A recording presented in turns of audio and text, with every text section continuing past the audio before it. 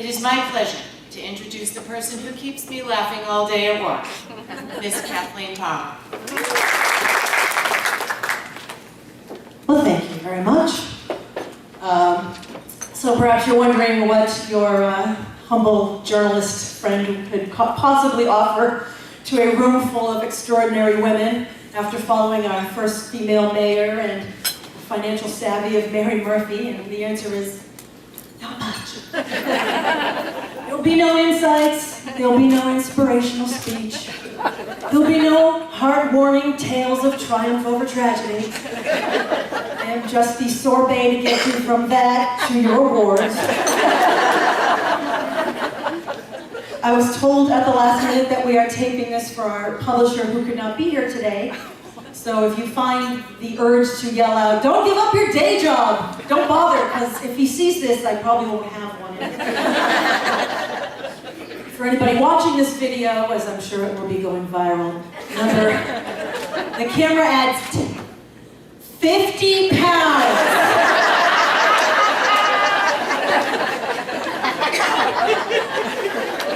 I am here to show off my spring luncheon frock as well.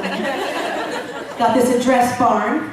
Because, you know, when you're feeling like a cow, that's what you want your store to be named.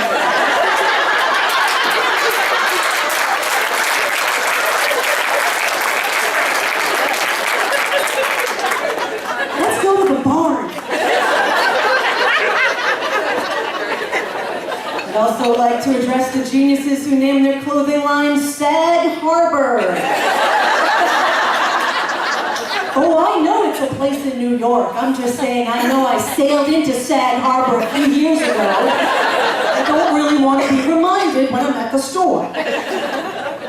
My latest pet peeve is when the designers thought they would throw us full-figured gals a bone and give us a size 0. Because they know how much we are thrilled that 0 is now a size. My problem with that is, you know what you get when you put a 0 in front of an X? You get ox! Please refer to earlier reference to feeling like a cow. Well, I was a 3X, now I'm a 2X.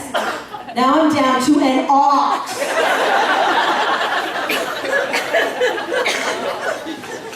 And as much as happy little rich girls will sing about their $1 million, terrifyingly enhanced booties, nobody is singing, "Because you know I'm all about that gut, about that gut." You're not singing, "I like big guts and I cannot lie."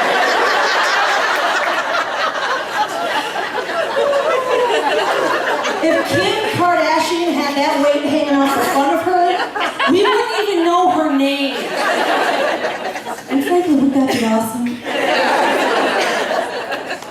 Now I know as extraordinary women, we're all supposed to be supportive of each other, try to encourage us to feel good about the shape we have. And do we do that? No. We have fat shaming, we have skinny shaming. I'll have that one friend who just posted that she joined another Tough Mudder. And here's a picture of my green shake. It's getting harder and harder to scroll through my Facebook account with a donut hanging out of my mouth. I did recently lose 20 pounds. It's funny what we clap for, isn't it? It's like, there's a room full of people who have made significant changes in their community. It's like, oh, she stopped eating like a sow. When I downplay that amount, my friend Tracy likes to remind me that 20 pounds is 80 sticks of butter. Which is coincidentally how much I stopped eating in the last 2 months. 80 sticks of butter. The last significant weight loss before that, I lost 180 pounds. I divorced it.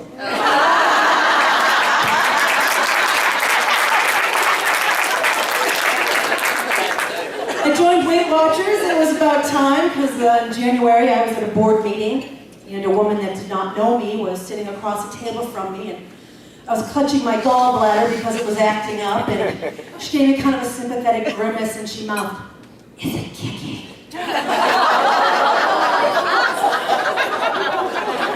Now, two things happen these days when somebody asks me when my baby is due.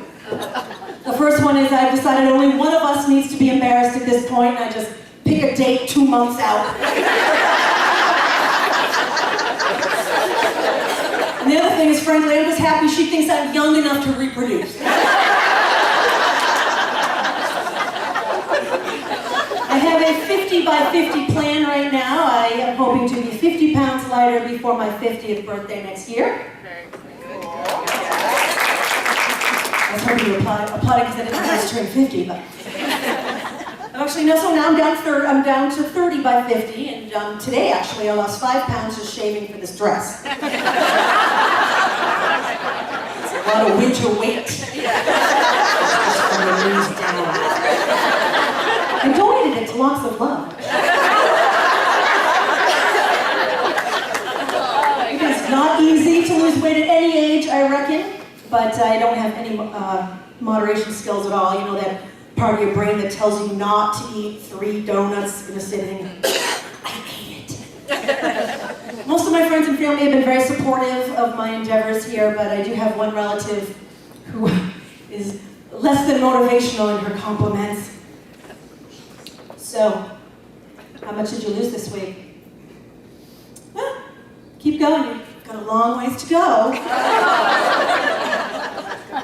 You know, I hope you stick with it this time, Kathleen. You start these things all gung-ho, and you just peter out and gain it all back again. But you do look less bloated.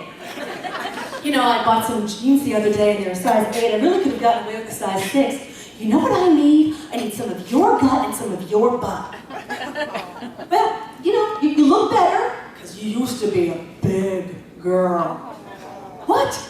Take a compliment! I know I have to get my weight and stuff under control now before my period rides off into the sunset.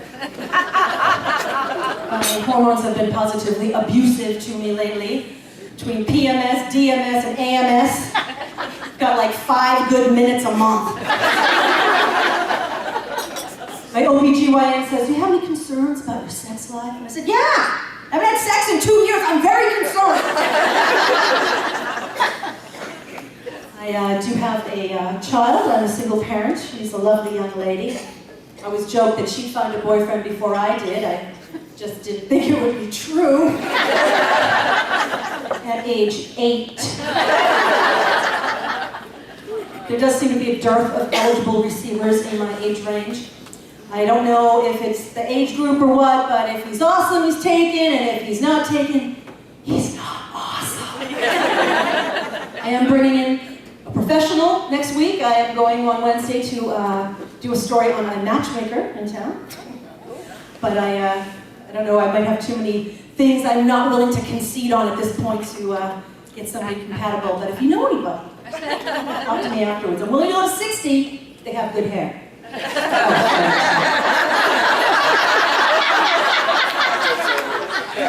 a little worried about my future as a single parent at a certain age. I know, married man is not a financial plan. I learned that a long time ago. I know my financial future is my mother.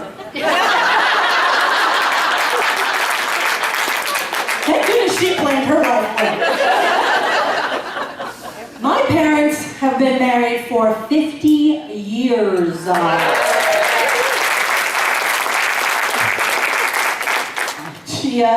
She said, you know, 50 years, if I'd killed him, I'd be out of parole by now. I brought them over some flowers on their 50th anniversary. I figured they'd be doing something lavish, they'd be going on a trip, they'd be going out. But no, they are sitting in their respective recliners, eating pizza right out of the box. It's a good TV night, Kathleen. So I give my mother the flowers, and she says, oh, these are nice. You don't really have the money to waste on flowers. Barry! What? Barry, your daughter brought us some flowers. Get a vase. What? Your daughter brought us flowers. Get a vase. I don't know where the vases are. Look, they're in the garage. Open your eyes. I can't find them. Look around. Well, I'll just come and get one. I thought I want broom. Mary, this space is too small. This space is too small for a dozen roses. Well, I don't know. I never get any flowers. I never get any G-pop. Thanks for being a great dad, Pop. Here's some flowers. Well, Barry, they're for both of us. Well, I want half. I want my own face and I'm half responsible for this disaster. Oh, now it's a disaster, Barry. Thank you very much. Barry, she's crying. What? She's crying. She thinks we're fighting. We're not fighting. I know we're not fighting. We're sorry, Kathleen. We're sorry you're so thin-skinned and everything we say upsets you. Barry, she's leaving.